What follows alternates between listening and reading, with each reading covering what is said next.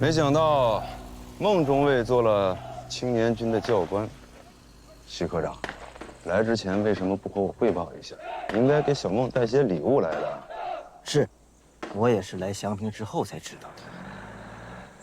韩光中队解散，即使不能再上前线，好好训练一下能上前线的兵也是好的。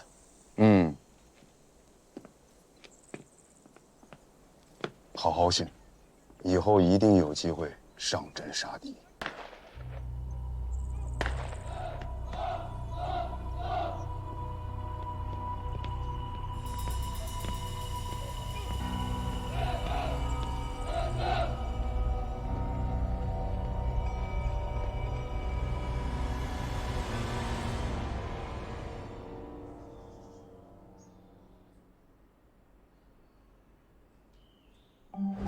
我希望你去一趟静安，查一下这座油田，它的所有权登记、股权变更、管理人以及资金动向都要查。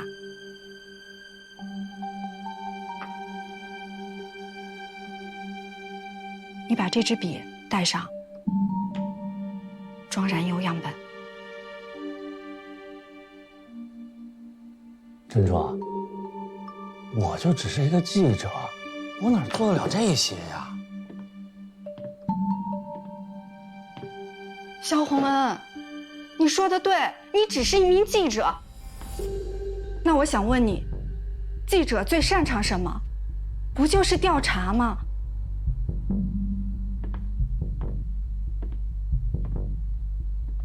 难道你想永远被人操纵，害人害己？你从来都没有想过反抗吗？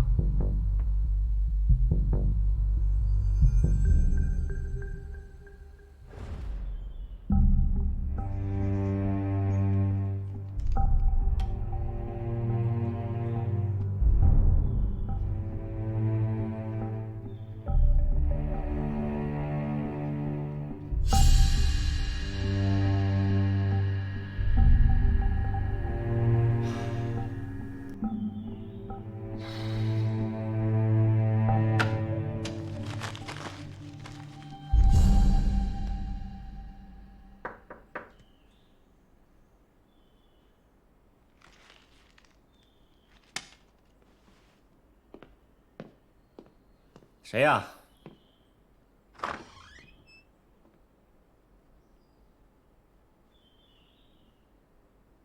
文哥，你怎么来祥平了？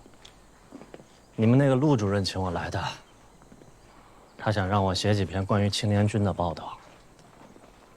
那你打算怎么写啊？你说我能怎么写？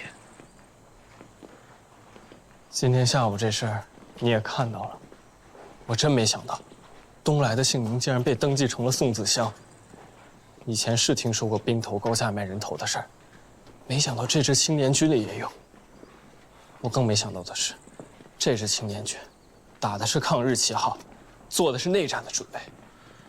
我觉得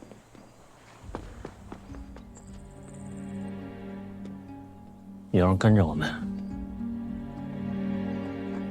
这个陆主任，3年前我们中队跟他打过交道，当时一心智障几个于死地的就是他。这种人做这支队伍的政治部主任，队伍就好不了。洪哥，既然陆子怡让你写，我希望你能写出真正真实的情况。行，你让我想想。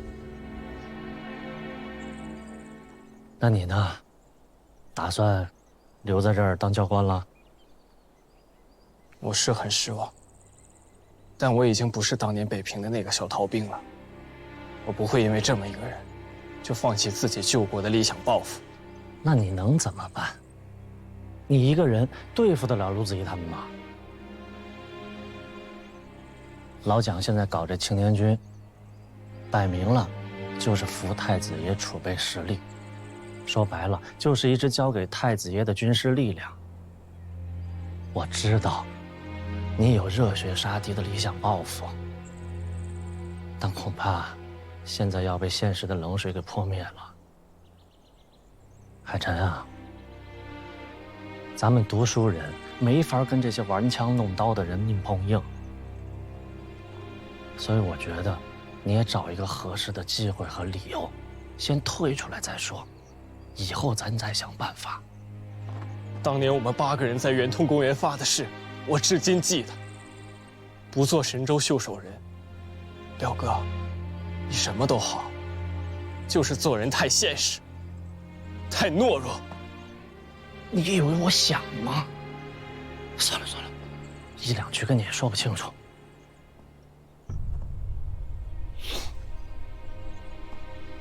海辰，有件事儿，我必须得告诉你。姨父他已经落到日本人手里了。你说什么？嘘，是我不好，但是我也是中了陆子怡的计。你放心啊，我一定想办法救他出来。相信我。跑什么跑？挺会跑啊你！老实点。报告，有人要当逃兵。怎么回事？报告，宋子祥想要当逃兵，还拉着我们一起。呸！鬼人才是宋子祥！我行不更名，坐不改姓。我叫李东来。你把我的名字卖了多少钱？押预备了。是。等等。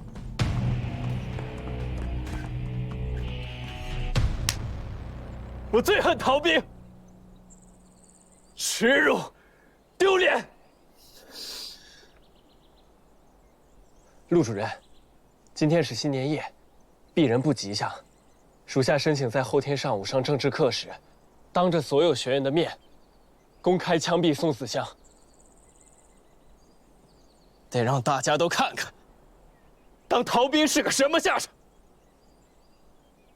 好啊，把他关起来。是。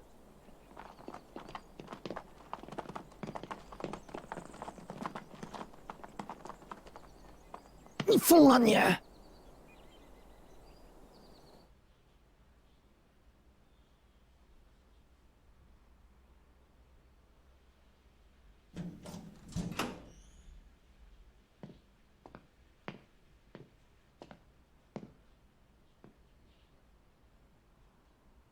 为什么当逃兵2个月前，我在富华民主墙前看见了青年军的招兵告示。一寸山河一寸血，10万青年10万军，说的是那么壮怀激烈。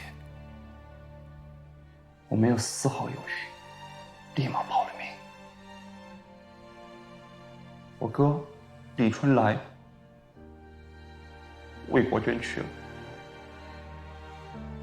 我另一个哥也不用说了，我这一生的志愿就是像他们一样，以此生许国。若战死，那是光荣。可进了军营以来，这1个半月，所见所闻还不够清楚吗？今天那个陆主任说的话还不够清楚吗？孟教官，你这里还不够清楚吗？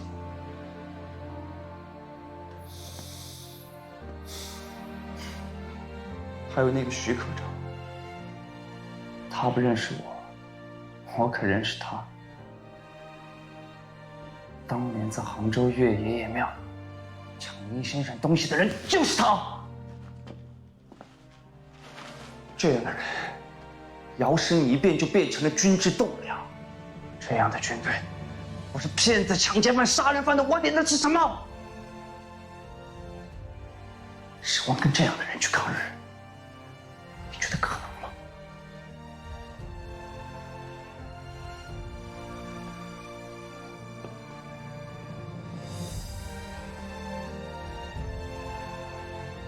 其实，我叫李东来还是宋子祥，无所谓。能报国而死，就算是宋子祥，也没什么大不了的。老子就是看不惯这群老狐狸拿咱们当枪使，杀他妈自己人。任你如何狡辩，你也是个逃兵，你就该死！去找你哥，告诉他，我哥，他在哪儿？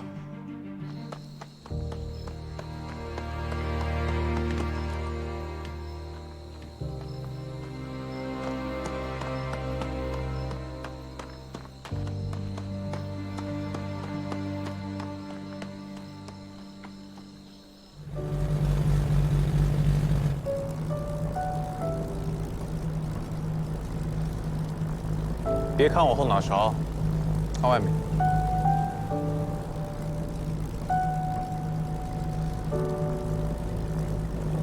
好漂亮啊！东119游览后进，失速，无法撞击敌机，试着迫降。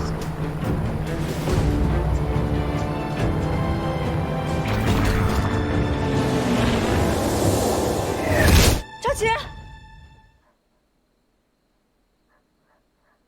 海棠，没事吧？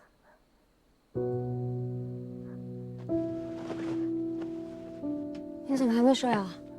哦，我想把明天的路线再做仔细一点。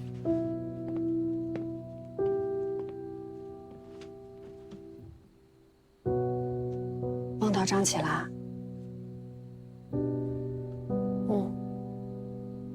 出门之前，有听我爸跟我妈提过一嘴，虽然没听清，但是我猜测，我爸一定要来，应该也和张琪有关。我出来前呢，我们家老头说，前几天张琪跟念乔他们飞机失事，迫降在滇西野芒山，目前航校和机械厂的确没有他们的消息。但是肯定不在日本人手里，没有坏消息就是好消息，你也别太担心，啊，哦，对了，这一次虽然有我和另外2位随从保护你们，但是你和林先生赤手空拳的去面对那个冈山信一，我还是有点担心。我们已经很感谢你了，让你陪着我们一起冒险，我们才比较不好意思。这有什么不好意思的呀？你跟张琪都是我的好朋友，我替张琪保护他的小娇妻，那不应该的吗？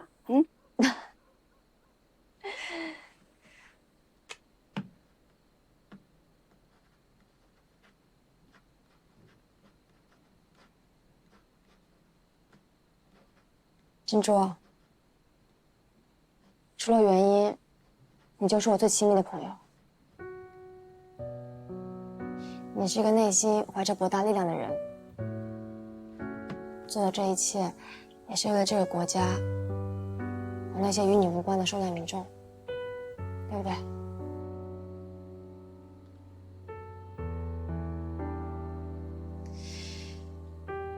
这次去救我父亲，我本想只身前往，虽说是孤注一掷，但我也是有7、8成把握的。所以，如果遇到任何危险，一定要护好林先生。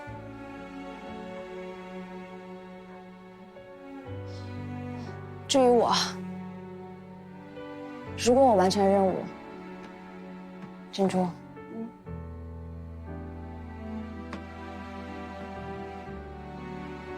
可以让我加入你们了。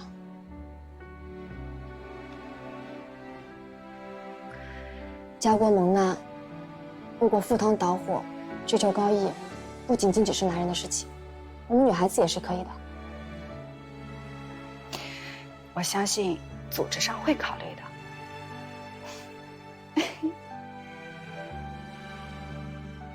好了，早点睡吧，明天还要赶几十里路呢。我跟林先生经常去考古，脚力可好了，你要跟上队哦。我要是男的，我也娶你。我们张琪要是听到了，可是不会同意的。哎呦，你还没过门呢，就我们的，不害臊呢。哎，说说你，想不想我表哥？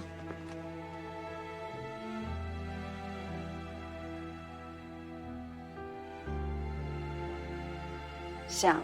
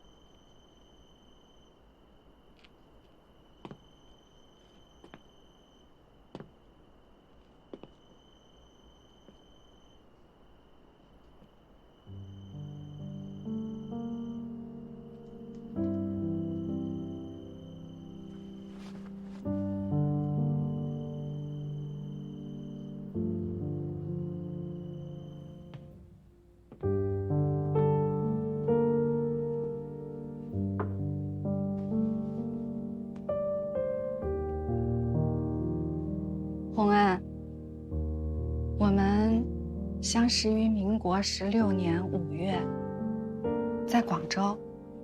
那时，你还是一位英气勃发、朝气蓬勃的报业新人。很不幸，那一年的日历是被报业人们的鲜血浸染的。在那个黑云压城的时候，我还记得你告诉我，是正正夺门的抗议信和郭沫若的“请看今日之蒋介石”，让你看到了中国知识分子的大无畏。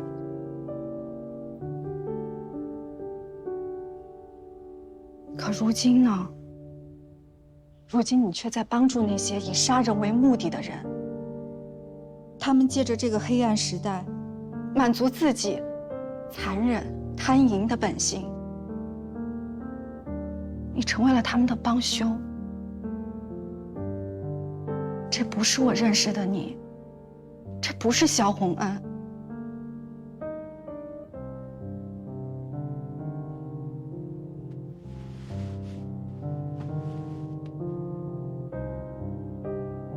你问我有没有爱过你？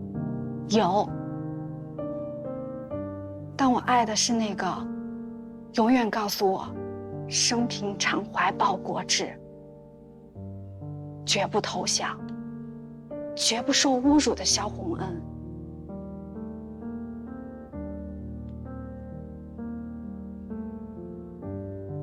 洪恩，我此去，我生还的可能就托付给你了。何去何从，由你决定。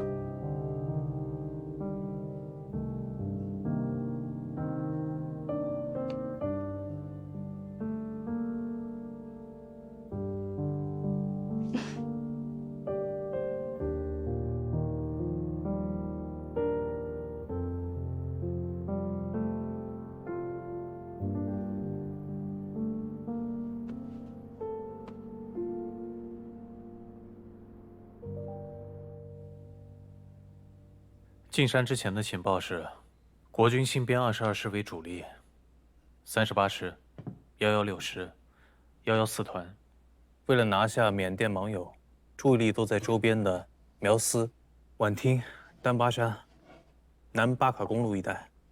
当然，他们会注意到在腊戌的日军56师团残部，所以很可能会提前在公路设点，阻击日本援军。但问题是，咱们之前勘探发现的这段路，之前的军事地图上根本就没有。所以你怀疑他们已经发现了这条路，会从这条路支援盟友。如果日军56师团要增援盟友，一定会派小队出发，先勘探最有利的军事路线，从苗关进红石，再到盟友。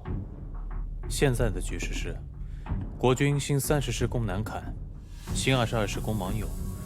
而苗关恰好在两地中间，所以日军56师团既有增援南坎的可能性，也有增援盟友的可能性。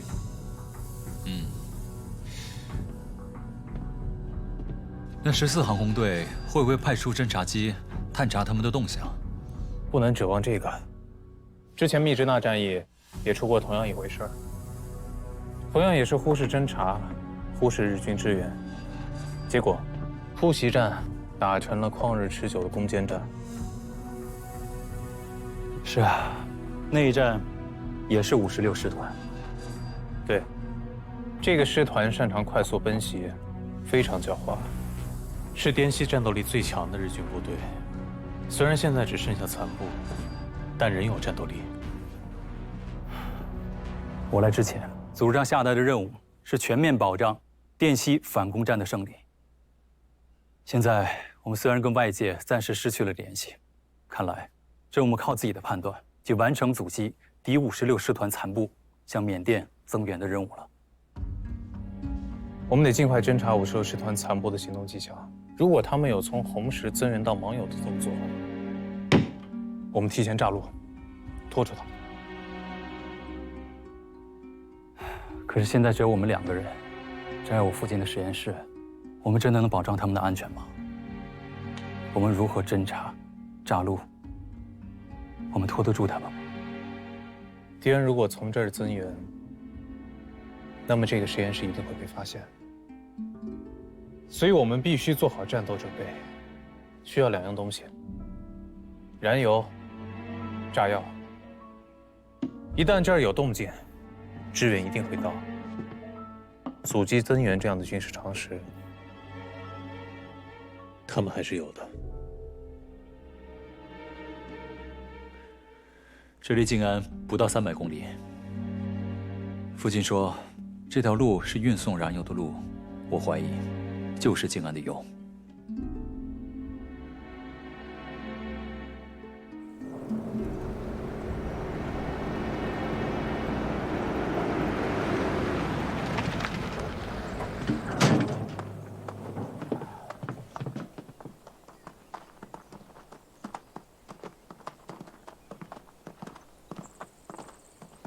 小姐，再往前就只能步行了。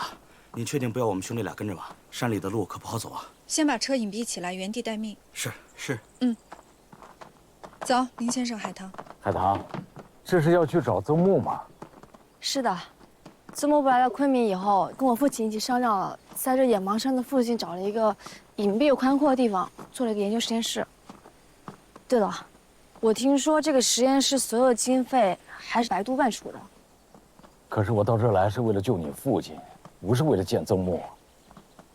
你们想一下，日本人要的是我和伊奈利法考，你们俩送到这儿就行了。其实你们俩不必再跟着我了。不行，林先生，我们得一块儿，不然你一个人太危险了。是的，要是能换回老孟来，我一个人就算搭上性命，那也值了。伯伯，您放心，我们一定都会平安回去的。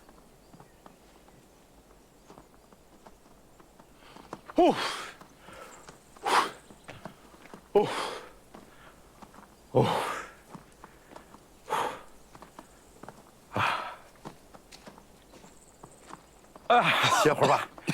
啊，差不多了，差不多了。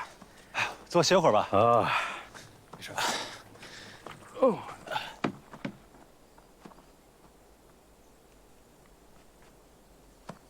嗨！蠢材！这个蠢材，多年不当学生了，连实验的规矩都不知道了啊！那个硝能直接用鼻子闻吗？是。父亲，他肺部受过伤，喝点水。啊。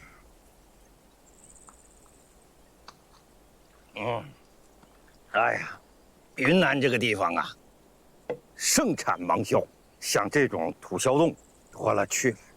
哎呀，可惜啊，咱们现在没有时间。要是有时间的话，严格按照那个浇一次热水，然后再浇几次冷水，这样循环往复，那出来那个硝的纯度比现在那要好得多。现在只浇一次冷水，差远了。你们要硝干什么呀？先生，我知道您的心血全在这儿，但是您得做好随时搬迁实验室的准备。为什么？日军虽然现在暂时在苗关，但是随时有可能向这个方向进发，这儿已经不安全了。是，父亲，你别担心，我和队长会帮你做好撤离准备的。那你们挖这些硝，是给那些该死的日本人准备的吧？是，援关的红石啊，只有一条路。我们准备用西山号来侦察，一旦确定敌情，就用 B-25挂上自制炸弹，把那个路给炸了，阻断56师团踪烟网友。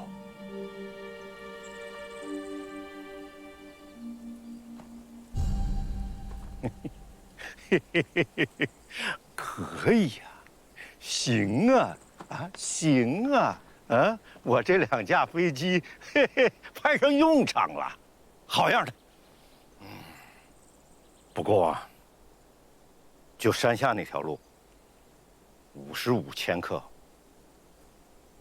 当量不够，还得多挖点，多挖点。一会儿到实验室把我那3个学生打发走，他们都是国家级的物理人才，这儿太危险了，不让他们掺和这个事儿。好，对了，跟你们说件事儿，万一，我是说万一我要出了什么事儿，有什么意外的话，你们要先抢救我那宝贝，不许救我，听见没有？这也算个遗嘱了啊！父亲，什么遗嘱，什么宝贝啊？那个不能因财舍命啊！对啊，先生。再说了，有什么宝贝啊？那是国家级的宝贝，现在不告诉你。舍什么财呀？你老子我有财吗？真是的。干活了。哎，先生，还有个事儿，我还要问你。燃油吧？啊。小子，我告诉你，我在这儿有个桐油制作工坊，就在今天接你们那个附近。要是快的话，明天就能炼出几桶桐油出来。走了，干活了。队长，换一个吧，别不把旧伤当回事儿啊。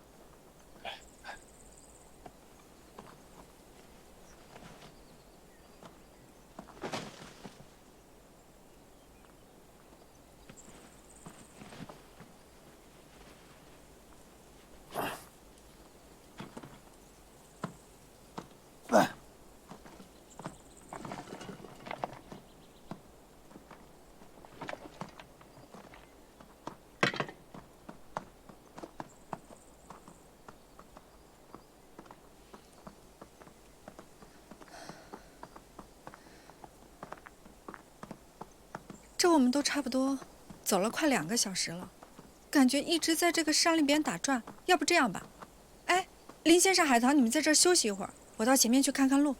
啊，我跟你一块儿去。不用，你保护好林先生。好吧。辛苦你了。没事儿。那你注意安全啊。哎。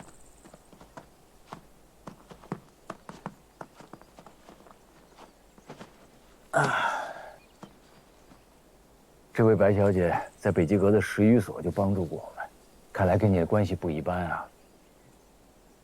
这个珍珠小姐是个值得信任的人。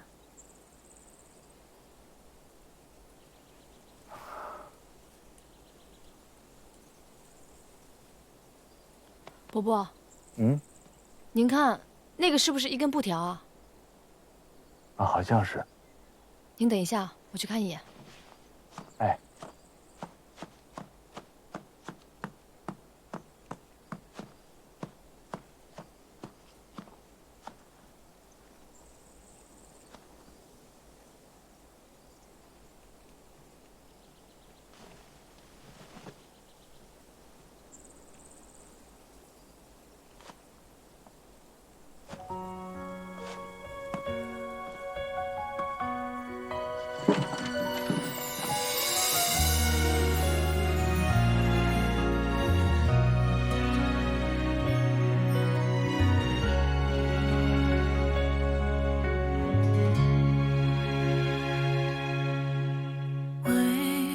穿透云间缝隙，让思念无法藏匿。原是你，竟是你。是你，而我已经沉进记忆里。微风轻轻，时间消失，我追寻你千万里。折叠好一架架的纸飞机，就把约定再记。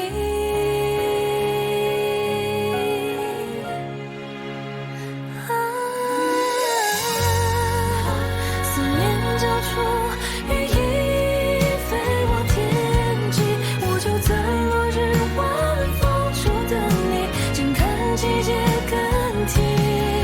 逆风中相遇，你我也是跨越时间，跨越距离，奔赴这里，尝试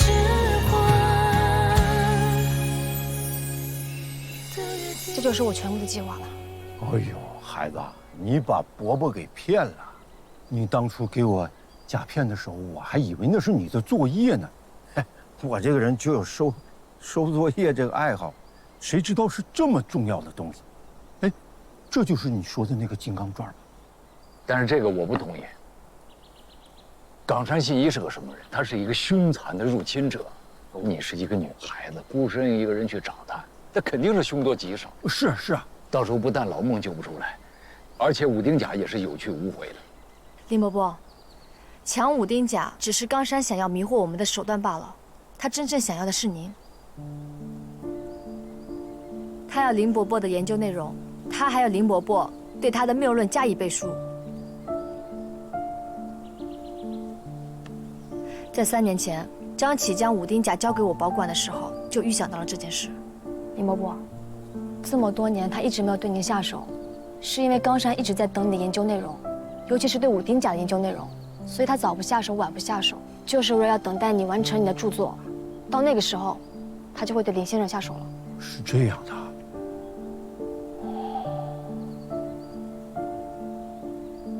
冈山这么清楚林伯伯的研究成果，是不是在您身边安插了内奸啊？应该不会吧？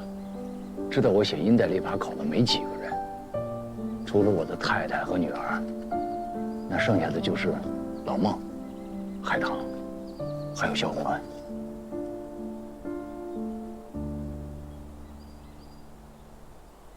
所以从金先生的叛徒学生遇难开始，再到金先生舍命保护武丁甲，就可以看出来，其实还有很多我们不清楚的势力也在关注这件事情。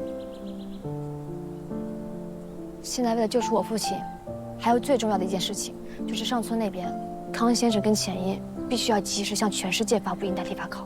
这个应该是没有问题的。这本阴代历法考对于我来说意味着什么，蓝山很清楚，所以他一定会在规定的时间内把这本书公布出去。一旦这本书发布了，那么全世界人都会清楚，这个冈山信一是个什么东西。他就是一个骗子，一个剽窃者，你就该死的东西。那现在的问题是，康先生能不能在这么短的时间内联系到向世界发布的渠道？我已经安排人帮助康先生和钱英了。我认为啊，冈山现在完全不了解林先生的研究进度。如果他知道的话，他应该迅速的，而且不顾一切的阻挠林先生发布这个消息，而不是像大家所说写信以我们被绑架为要挟，威逼利用先生来就范。这恰好说明了他根本就不了解先生的研究进度。所以海棠的这个研究计划非常聪明，一方面可以用林先生还有武丁甲来孤注一掷，稳住敌人，从而救出孟伯伯；另一方面呢，也给了康先生时间，抢在冈山之前对外发布阴代历法考的研究成果。我认为，要彻底瓦解冈山的文化入侵行动，有必要冒险。海棠，他这是变相夸你智勇双全呢。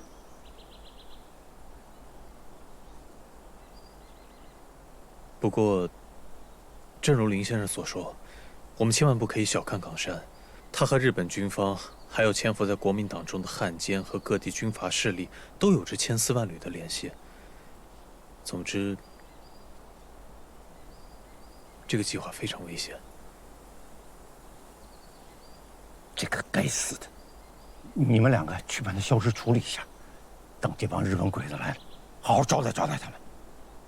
累了吧？那个后头还有2间房子，姑娘们帮着收拾一下，咱们先住下。救人的事儿，等晚上再说，好吧？咱们先进屋吃饭。好。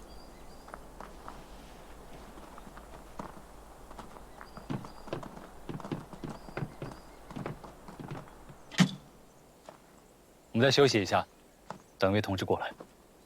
同志啊，你跟组织上取得联系了？平军传语报平安。乐公还玉，请长缨。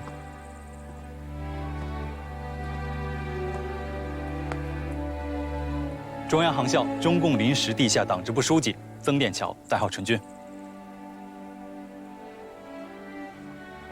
重新认识一下吧。中共北平地下党员白珍珠，代号程颖。你好，战路同志。你好，陈颖同志。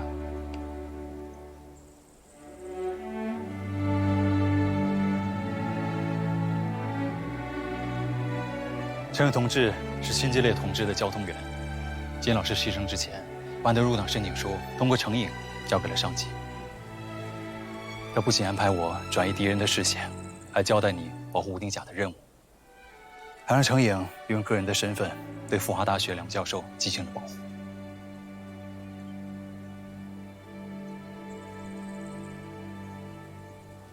我一直以为，让我转移武丁甲，是金先生在绝境中做的无奈计划。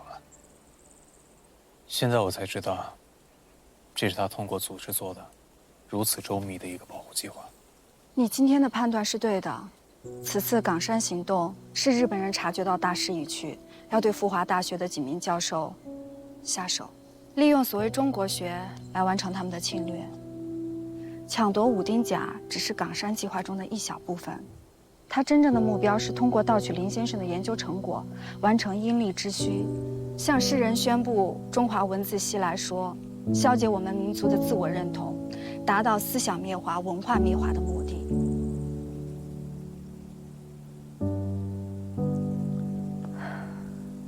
金先生用自己的牺牲，切断了所有武丁甲的线索，也正好把冈山和陆子怡的视线引到了找寻武丁甲的去向，使他们陷入找寻当中，为林先生的研究争取到了宝贵的时间。所以我也同意，海棠如法炮制的送出武丁甲，虽然可以吸引敌人的注意力，但是如果康先生没有及时的发布真相，冈山就容易狗急跳墙。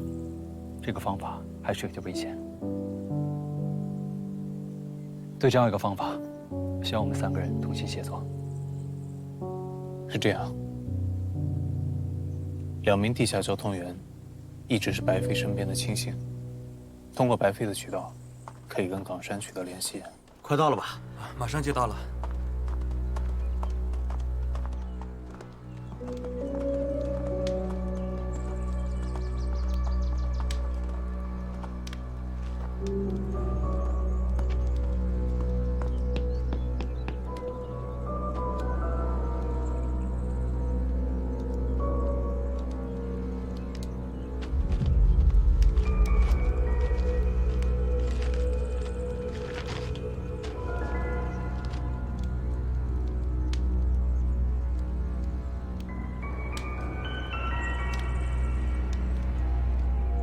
我们是来给冈山先生带路的。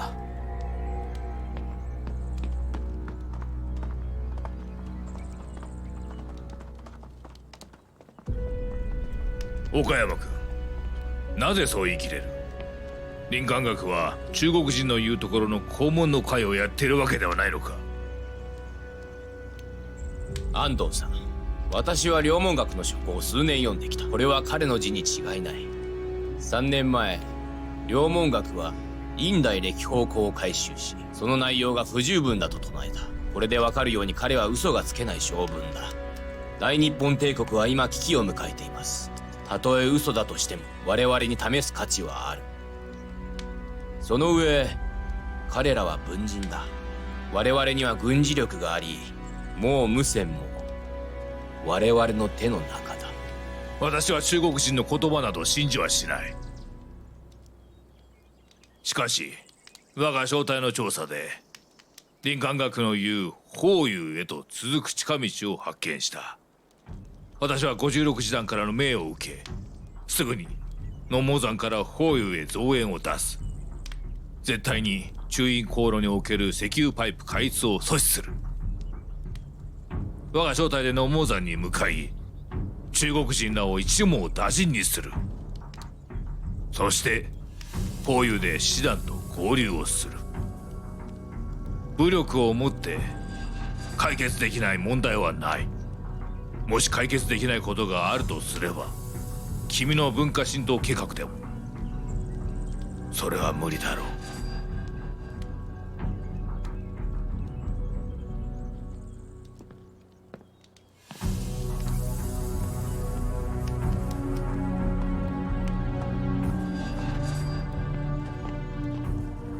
以海棠还有林先生要交出武丁甲的名义，把岗山他们引到这儿来。如果计划顺利的话，2天以后，岗山会带着孟先生来到这儿。到时我跟念强，应该也已经完成了炸药还有燃油的制作。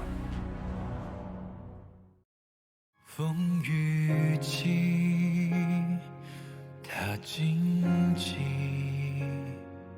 像正义。正朝夕，儿女情，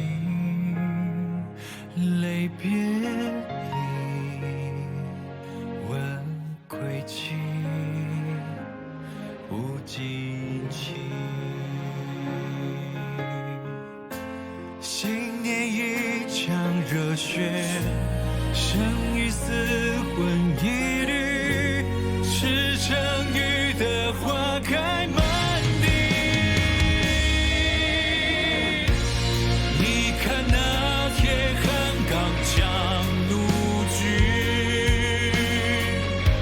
出生必地追杀，不舍山河是半曾平静一生，阑珊回眸念旧中存心。